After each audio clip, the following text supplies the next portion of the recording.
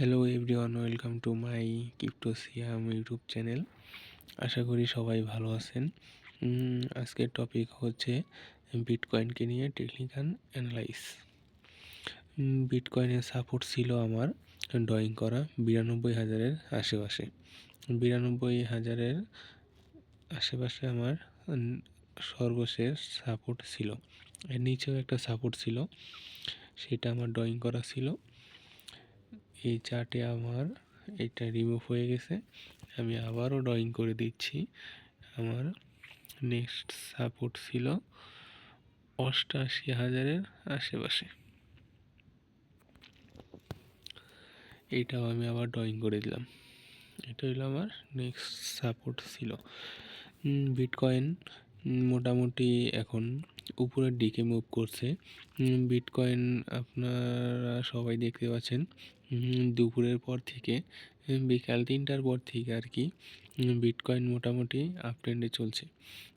অনেক মানুষকে এইভাবে প্রাইস আপ অ্যান্ড ডাউন করে অনেক মানুষের লিকুইডিটি নেবে, অনেক মানুষকে ট্যাপে ফেলে লিকুইডিটি নেবে। কিন্তু বেশি সম্ভব বিটকয়েন যদি এই উপরে যে আমার একটা রেজিস্ট্যান্ট ড্রয়িং করা আছে $99,700 আশেপাশে, এটাকে যদি ব্রেকআউট করে তাহলে বিটকয়েনকে আমরা আবার কোথায় দেখতে পারবো, আমি ড্রয়িং করে দিচ্ছি আপনাদেরকে। বিটকয়েনকে আমরা আবার 8,000-এর আশেপাশে দেখতে পাবো। 8,000 নাও যাইতে পারে, ধারণা করা যায় 5,000-এর আশেপাশে বিটকয়েন আবার তার অল টাইম হাইয়ের আশেপাশে যাবে। এবং বিটকয়েন এইখানে স্টেবল হলে আমাদের জন্য ভালো, কারণ বিটকয়েন স্টেবল হলে অলস কয়েন পাম্প করা শুরু করবে। এখন অলস কয়েন সিজন, যেমন অল কয়েন সিজনে আমরা মোটামুটি পা রাখতে চলেছি।